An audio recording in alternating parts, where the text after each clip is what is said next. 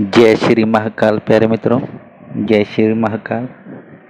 कृपया चैनल पर नए हैं तो चैनल को सब्सक्राइब करें, लाइक करें और कमेंट करें।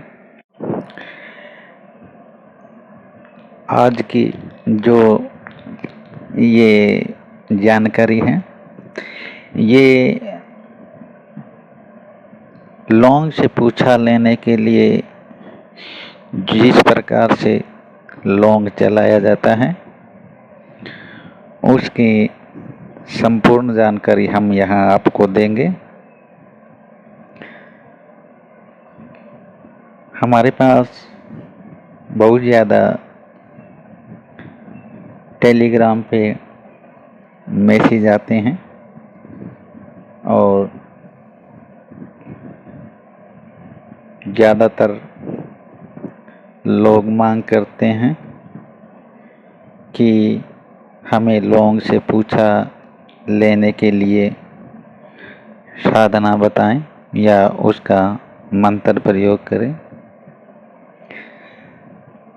अगर आप इस वीडियो को अंत तक देख लेते हैं तो हम आपको गारंटी से कह देते हैं कि आपको इसके बाद किसी अन्य वीडियो में लौंग चलाने के लिए, लौंग पूछा के लिए या किसी प्रकार से लौंग के लिए हम जो पूछा लें या किसी के बारे में जानें तो ऐसे वीडियो की तलाश आज के बाद आप नहीं करेंगे, क्योंकि वीडियो शायद लंबा हो जाए। लेकिन इस वीडियो में हम आपको वह पूर्ण जानकारी देंगे जो आपके लिए अति उत्तम रहेगी। इसके लिए हम आपको जो भी सामग्री या साधना या मंत्र जो भी आपके दिमाग या जहन में जो भी प्रश्न उठ रहे हैं या जो भी आपके दिमाग में इस लौंग की पूछा के लिए विचार चल रहे हैं, हम पूरी इस वीडियो में आपको सब कुछ प्रैक्टिकल और लाइव आपको सभी कुछ जो लौंग से पूछा लेते हैं वे लाइव दिखाएंगे। देखिए, ये लाइव पूछा लेने के लिए या हम किसी के बारे में जानने के लिए जब भी कोई साधना करते हैं या हमारे पास जो भी कोई देव शक्ति या अन्य शक्ति हो तो हम लौंग या अन्य चीज को चला लेते हैं या उसको पूछा के लिए तैयार कर सकते हैं। आप बहुत ज़्यादा उतावले हैं कि लौंग वाली विद्या, अन्य जो नींबू, लहसुन, ये सब जो विद्या है ये आसान होगी। देखिए, हम आपको इस वीडियो में पूर्ण जानकारी देंगे जिसके लिए आप उतावले हैं या जिसकी तलाश में आप फिर रहे हैं, बार बार कमेंट करते हैं, मैसेज करते हैं, तो ये अच्छी बात नहीं है, क्योंकि हम भली बात जानते हैं और जिनके पास यह विद्या होगी वे भी कोई आपको ऐसी विद्या प्रदान नहीं करेगी। क्योंकि यह एक गुप्त विद्या है। अगर आपके पास कोई शक्ति है, देव शक्ति है या अन्य कोई शक्ति है, या आपके पास कोई शमशान शक्ति है, या आपने शमशान खड़ा कर रखा है, शमशान की कोई शक्ति आपके पास है, या आपके पास कोई देवी शक्ति है, सात्विक शक्ति हो या तामसिक शक्ति हो, तो ही आप किसी लौंग को सफलता से उठा पाएंगे। अगर आप प्रयत्न कर रहे हैं बार बार इधर उधर वीडियो की तलाश में, कोई मंत्र मिल जाए उससे हम लोग उठा लें, लहसुन चला लें या नींबू उठा लें, या अन्य प्रकार के आजकल जो मैसेज डाल रखे हैं। देखिए, हम आपको यहाँ बता दें, कोई भी मंत्र आपको YouTube पे नहीं देगा, क्योंकि यह मंत्र एक गोपनीयता है। इसकी विधि और जो यह मंत्र जागृत है वो आपको कोई शिष्य के रूप में प्रदान कर सकता है, अन्यथा नहीं करेगा। इसका भी एक कारण है, जैसे आप किसी के पास से कोई मंत्र लेते हैं, आपको उसका विधि नियम मालूम नहीं। जब आप को कोई मंत्र मान लीजिए दे ही देता है, कोई गुरु दे देता है आपको, अगर गुरु की देखरेख में आप कोई कार्य कर रहे हैं तो आपको मंत्र प्रदान हो जाते हैं, लेकिन आपकी लालसा नहीं होनी चाहिए। आपके मन में लालच की भावना नहीं होनी चाहिए। अगर आपके मन में लालच है, लोभ है, अहंकार है, तो आपके पास विद्या कोई भी टिक नहीं पाएगी। और यह हम जो लौंग चलाने वाली विद्या है, यह डालना नहीं चाहते थे, लेकिन बार बार हमें टेलीग्राम पे मैसेज करके हमें बार बार मैसेज दे रहे हैं, हमें लौंग से पूछा लेने वाली विद्या चाहिए, मंत्र चाहिए। इतनी आसान बात नहीं है। देखिए, जो भी शमशान शक्ति होती है, जो शमशान से जागृत की जाती है, तो शमशान में जब भी कोई साधना करते हैं तो वहाँ पल पल का खतरा रहता है। और अगर आपके पास कोई देवी शक्ति है, दुर्गा, काली, भैरव या अन्य कोई भी शक्ति हो, तो ही आप इस लौंग वाली विधि को कर सकते हैं, अन्यथा नहीं। क्योंकि इसका एक कारण है। अभी वो क्या है, देखिए, अगर मान लीजिए आपको मंत्र YouTube पे कोई दे ही देगा, वो काम नहीं करेगा, क्योंकि उसका नियम जो देने वाला है मंत्र, वो आपको उसका नियम नहीं बताएगा, और वो जो मंत्र होगा वही कुछ काट के आपको देंगे। जो साक्षात मंत्र उनके पास है वो नहीं देंगे आपको, क्योंकि जब भी कोई शक्ति किसी मंत्र के माध्यम से किसी को दी जाती है, तो पहले सामने वाले को शरीर का बंधन दिया जाता है। अगर मान ले आपके पास किसी ने लौंग चलाने की विद्या, लहसुन चलाने की विद्या, कोई भी मंत्र उसका दे दिया, चाहे वो सिद्ध हो, तो जो लौंग चलाने वाली शक्ति है, जो लौंग पे बैठती है, जो लौंग पे साक्षात शक्ति बैठती है, जैसे शमशानी शक्ति हो, तामसिक शक्ति या सात्विक शक्ति, कोई भी हो, तो वह लौंग पे बैठती है और फिर उस लौंग पे बैठने के बाद वह यह क्रिया करती है।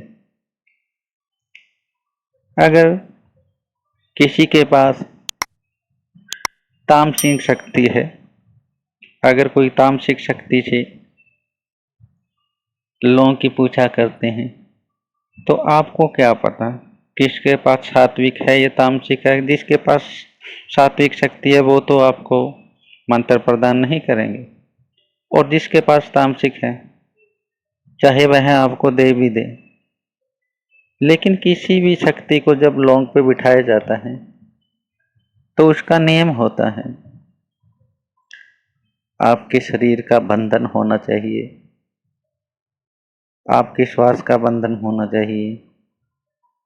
अगर आपने किसी शक्ति का मंत्र के माध्यम से आह्वान कराया या किया हो तो वह शक्ति क्षण भर के लिए आएगी, लेकिन आपके पास बिल्कुल खाली या शून्य होने के कारण या 50% आपके पास कुछ एनर्जी है, तो वह शक्ति अगर आपसे संपर्क में आती है तो आपको उसका नुकसान हो जाएगा। क्योंकि किसी शक्ति को अगर हम बुलाते हैं किसी मंत्र के माध्यम से, तो वह शक्ति भोग लेती है। कोई भी आप क्रिया करें, अगर आप किसी का उतारा करें, तो हर चीज के लिए एक भोग होता है जो अन्य प्रकार से और नाना प्रकार से होते हैं। किसी को मिठाई पे चलाया जाता है, किसी पे अगर कोई अन्य देवी है तो उसे लड्डू का भोग भी दे देते हैं, या पेड़े बर्फी पे कोई भोग देके कोई कार्य करवाया जाता है। इसलिए आपको यह पता नहीं कि जिस शक्ति का आह्वान कर रहे हो वह शक्ति कैसी है, तो आपको वह शक्ति नुकसान दे सकती है। 100% तो वह आपको नुकसान ही देगी। क्योंकि जैसे खेत किसी ने जोता और उस खेत का अनाज कोई और खाए, या उस खेत में मान लीजिए किसी ने जुताई की और मेहनत करके उस खेत में गेहूं की उत्पत्ति हो गई, और जो गेहूं उपजा है वह कोई अन्य व्यक्ति वहां से ले जाता है, तो जो किसान है, जो गेहूं उपजाने वाला है, उसकी मेहनत जो 1 साल की है या 6 महीने की है, उस पे क्या बीतेगी। इसीलिए जिसने मेहनत की है और जिसने भी उसमें पानी दिया, खाद दी या अन्य सामग्री डालकर उस फसल को सफल किया, तो जब भी कोई मेहनत करके कोई भी शक्ति को अपने पास रखता है या उसको टाइम दिया जाता है, तो वह शक्ति से 3 वचन लिए जाते हैं कि हम बुलाएं तब आए, या हम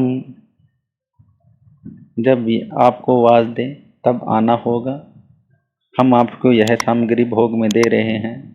तो पहले ही उस शक्ति से 3 वचन लिए जाते हैं, जिससे वह शक्ति कार्य करती है। या यूं समझे कि वह शक्ति लौंग पे, लहसुन पे या जिस भी चीज को आप चलाना चाहते हैं उस पे बैठती है, फिर वह कार्य करती है। और आप यह सोचते होंगे कि हमें दुनिया भर के चैनल है, इसमें मंत्र मिल जाएंगे, तो ऐसा नहीं है। आपको कोई मंत्र नहीं देगा, अगर दे भी दिया तो आपको उसकी पूर्ण विधि नहीं बताएगा, जिससे आपका जो लौंग उठाने की प्रक्रिया है वह असफल हो जाएगी। इसलिए यह एक साधना है, इसको गुरु सानिध्य में भी किया जा सकता है और खुद व्यक्ति ही कर सकता है, लेकिन इसमें भी पल पल का खतरा है। इसके बाद आप नींबू क्या कुछ भी कर सकते हैं, लहसुन क्या,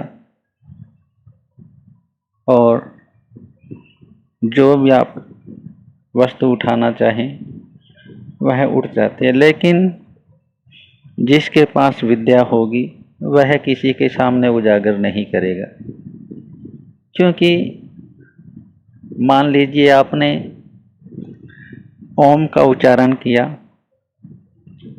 और उसकी ध्वनि निकली, तो वह शब्द काम करेगा, लेकिन वह शब्द ब्रह्मांड में निकलने के बाद फिर से जब उसकी तरंगें आप तक पहुंचेगी तो उसको कार्य देना होता है। अगर आपने अपने आज्ञा चक्र को खोलने के लिए या त्राटक के माध्यम से कोई कार्य कर रहे हैं, तो पहले कार्य हमें सोचना या उसका नियम या उसके लिए प्रण लिया जाता है, फिर ही वह कार्य किया जाता है। मान लीजिए आपने किसी मंत्र का उच्चारण कर दिया, शक्तियाँ आएगी, लेकिन उनको काम दिया जाता है। कुछ लोग बोलते हैं मंत्र बोल के बताइए। देखिए, मंत्र कभी भी बोल के कोई नहीं बताएगा, क्योंकि जब सिद्ध मंत्र एक बार बोला जाता है तो मंत्र बोलने के बाद जिस शक्ति का वह मंत्र होगा, तो वह शक्ति जिस कार्य के लिए आपने बुलाया है तो उस शक्ति को वह कार्य देना होता है। अन्यथा आपने जो पढ़ लिया, जिस शक्ति का आपने जो मंत्र उच्चारण किया है, एक बार कर लिया या 2 बार किया या 3 बार, तो वह शक्ति कांटेक्ट आपके हो जाएगी, लेकिन वह शक्ति आएगी तो उसको कोई काम देना होता है। अगर हम ऐसे ही मंत्र का उच्चारण करेंगे तो वह शक्ति बाद में नहीं आती। इसलिए जिसके पास कोई विद्या हो वह उजागर नहीं करेगा, क्योंकि यह एक खिलौना नहीं जो हर किसी को दिखाया जाए या किसी के सामने ऐसी चीज़ें रखी जाए। क्योंकि जब भी कोई कार्य करते हैं तो उस कार्य के लिए हमें उसी समय का इंतज़ार होता है। जैसे किसी के लिए हम झाड़ा लगाएं या किसी का उतारा करें, तो सामग्री उसी समय हम उपलब्ध कराते हैं। इसीलिए किसी भी मंत्र को, क्योंकि हर एक मंत्र कहीं ना कहीं ज़रूर लगता है, इसलिए कोई भी अगर सही साधक होगा या साधक या भगत या किसी के पास शक्ति होगी, वह आपको कभी यह नहीं कहेगा हमारे पास शक्ति है, और न ही कि उसे कहने की आवश्यकता होगी, क्योंकि वह अपने कार्य में मगन है।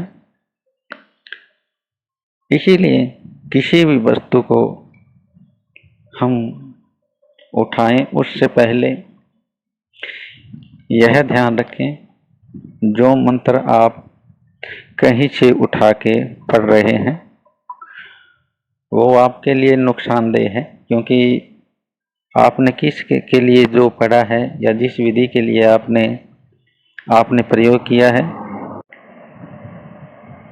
अगर आपको उसका पूर्ण विधि विधान नहीं पता तो वह मंत्र चाहे सही हो या गलत, वह अपनी एनर्जी फूंकेगा या छोड़ेगा। तो आपको उसके लिए सटीक रहना पड़ेगा। जैसे आपके पास सुरक्षा कवच हो, पहले यह अच्छी तरह देख ले कि आपके पास जो सुरक्षा मंत्र है वह काम करता है या नहीं। अगर आपने किसी मंत्र का उच्चारण कर ही लिया तो 100% आपको नुकसान मिलेगा, क्योंकि जिसने जिस वस्तु को रखा है और वो आपको नहीं देगा, अगर दे भी दिया तो मान लीजिए वह आपके लिए अच्छी नहीं है, क्योंकि थोड़ा बहुत लालच हो तो नुकसानदेह होता है और बहुत ज़्यादा हो तो उसमें मृत्यु का भी भय रहता है, या पागल या मानसिक कुछ ऐसी परेशानी भी आ सकती है, जीवन भर के लिए बर्बाद हो सकती हैं। इसलिए कोई आपको जो भी भगत है, सिद्ध है, वो आपको साक्षात कोई करके नहीं दिखाएगा। चाहे उसे कुछ भी हो जाए, वह साधारण ही रहना पसंद करेंगे, क्योंकि कोई भी शक्ति हो उसको दिखाया नहीं जाता, न ही परखा जाता है। जिसके पास जो है वो उसके पास है, वह कभी दुनिया के सामने या किसी अन्य व्यक्ति के सामने इस चीज़ का आभास नहीं करेगा, क्योंकि यही शक्ति का नियम होते हैं। और जब उसने इस शक्ति का गुमान किया कि हमारे पास यह शक्ति है, तो वह शक्ति उसके पास नहीं रहती, क्योंकि शक्ति भी कुछ बतनों पे अटकी हुई है। और जिसके पास लोभ, अहंकार, मोह, माया है, जिससे पूर्ण श्रद्धा विश्वास न हो, उसके लिए सभी मंत्र विफल है। न तो वह कार्य करेंगे और न ही कोई उसके विधि प्रयोग काम आएंगे। इसलिए जब तक मन एकाग्र नहीं है तो कोई कार्य नहीं बनने वाला। इसलिए पहले विचारों को समाप्त करें, त्राटक करें, ध्यान करें, उसके बाद ही आप किसी अच्छे गुरु की सानिध्य में रहकर ही भक्ति करें। और अगर आपके पास कोई शक्ति है तो उस शक्ति को उजागर न करें, क्योंकि जब आप किसी शक्ति को उजागर करते हैं तो वह शक्ति आपके पास ज़्यादा समय के लिए नहीं टिकती। इसलिए कोई भी अवस्था हो, अपने आप को ज़्यादा ऊंचा दिखाने की प्रयत्न न करें, क्योंकि यह शक्तियाँ उनके पास ही होती है जो साधक भगत हो या अन्य कोई संत महात्मा हो। सिद्धियाँ सभी के पास हैं, लेकिन किसी के सामने उजागर नहीं करते। यही शक्तियाँ तभी टिकती है जब सामने वाला व्यक्ति बिना लोभ, लालच, मोह माया के किसी वस्तु को प्राप्त करता है, तो उसके पास वह शक्ति टिक जाती है। इसलिए हम आपको यही कहना है कि आप अच्छी तरह पूजा पाठ करें, ज़्यादा इन चक्करों में मत फिरें, क्योंकि जिस देव या देवी की आप आराधना करते हैं, चाहे कैसी भी करते हो, आपको सफल वही करेंगे। उनका नियम अपनाएं, नियम पे उनके जो पूजा पाठ की विधि है वह करें, तो आपके पास जो कृपा होगी उनकी वह आएगी। इसीलिए हमारा कोई मकसद नहीं था ऐसी वीडियो डालने का, लेकिन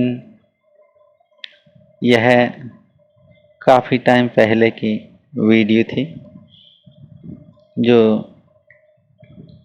हमने किसी पे प्रयोग की थी। तो वह वीडियो हमने यहाँ डाली थी, क्योंकि हम नहीं चाहते कि किसी प्रकार से कोई वस्तु या आपको दिखाई जाए या आपको बहकावे या अन्य किसी तरह के लालच में लिया जाए। इसलिए हमारा कहना यही है, शक्तियाँ हैं लेकिन उनको सही तरह से वही पा सकता है जिसके पास कोई लालसा ना हो, और जो धैर्य रखता है वही सबसे पहले उन शक्तियों को पा लेता है। इसलिए कभी भी किसी वस्तु के लिए, किसी ऐसे शब्द के लिए या अपने भक्ति के लिए अहंकार न करें। अगर आप में अहंकार है तो आपके पास भक्ति नहीं है। हमारा 1% भी यह विचार नहीं कि हम आपको यह वीडियो दिखाएं या ऐसा कुछ आपके सामने रखें, क्योंकि हमने सोच समझ के इस वीडियो को शेयर किया है। हम किसी के सामने ऐसी चीज़ें उजागर नहीं करते।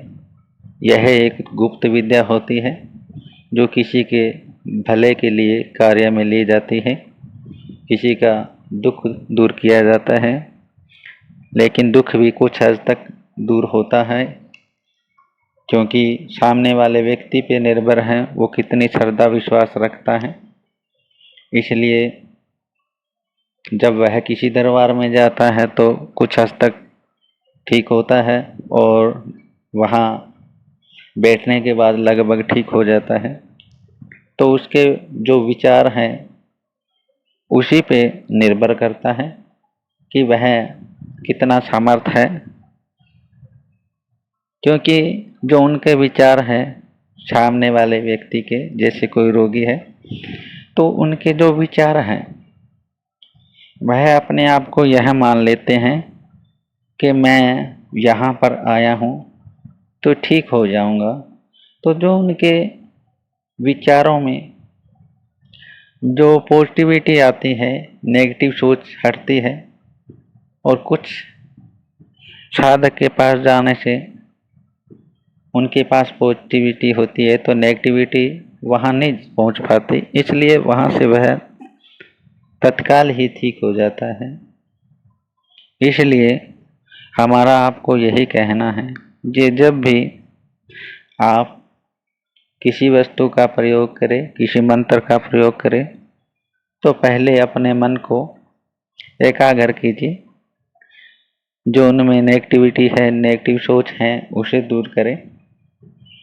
अगर आप किसी के सामने किसी चीज़ का उजागर करते हैं या किसी को फ़ोन करते हैं तो सोच यही रखें कि सामने वाले को मैं प्रेम के साथ ही फ़ोन कर रहा हूँ, मैं उनसे प्रेम रखता हूँ, मैं उनको आदरणीय मानता हूँ, चाहे वो कैसा ही व्यक्ति हो, आपका चाहे शत्रु हो या नाना प्रकार का हो, लेकिन आपके जो विचार हैं अगर वो सही है तो आप देखिएगा सामने वाला व्यक्ति भी आपको प्रेम से ही उस प्रश्न का उत्तर देगा। क्योंकि जब तक आपके अंदर सोच अच्छी नहीं होगी तो सामने से संकेत बुरे मिलेंगे। जैसे हम किसी समुद्र या तालाब में या नदी में कोई भी कंकर मारते हैं और वह अगर कंकर हम छोटा लेकर मारेंगे तो वह कंकर कम आवाज़ करेगा या आवाज़ नहीं भी करेगा, लेकिन हम उसमें एक गुस्से से बड़ा पत्थर मारें तो वह ज़्यादा आवाज़ देगा। इसलिए जो भी आपने लय बनाया है जिस प्रकार से, पहले खुद पे लें और फिर सामने देखें कि आप किस हद तक उसके साथ बर्ताव करते हैं, क्योंकि यह जो खुद पे एनर्जी का आभास होता है तो वह पॉजिटिव एनर्जी जब हम किसी के बीच में जाते हैं तो अगर वहाँ नेगेटिविटी हो तो वहाँ वह पॉजिटिविटी वाला व्यक्ति या जिसके पास पॉजिटिव एनर्जी है वह उस भीड़ की जगह में या जो गंदी जगह हो वहाँ नहीं टिक पाता, क्योंकि वह एक पॉजिटिव एनर्जी वाला इंसान है, नेगेटिव जगह पे नहीं रहेगा। इसलिए हर तरह से पॉजिटिव रहे और जो भी आप मैसेज कमेंट दे रहे हैं तो कृपया ऐसी साधनाएं गुरु के सानिध्य में होती हैं, क्योंकि यह साधना उजागर नहीं की जाती थी और जिसके पास है हम पहले ही आपको बता दिए हैं कि जिनके पास होगी वह कभी भी इन चीज़ों के बारे में आपको नहीं बताएंगे, क्योंकि यह एक गुप्त विद्या होती है। ये खिलौने वाला कोई खेल नहीं या मदारी का कोई खेल नहीं जो हर टाइम हमने कह दिया हमारे पास यह विद्या है, हर टाइम किसी को दिखा दिया। तो ऐसी वस्तुओं को संभाल के रखा जाता है, ऐसी शक्तियों को संभाल के रखा जाता है। अगर हम आज उन शक्तियों का आह्वान करके कोई ऐसी प्रक्रिया दिखाने की कोशिश करें तो शक्ति को ऐसा आभास होगा कि हम ऐसे ही यहाँ चले आए, तो यह अच्छी बात नहीं है। साक्षात कृपा दिखाने के लिए ही कुछ बना है, हमारे पास ऐसा कुछ नहीं है। हम तो यही कहेंगे, आशा करते हैं आपको जानकारी अच्छी लगी होगी। जय श्री महाकाल, जय श्री महाकाल।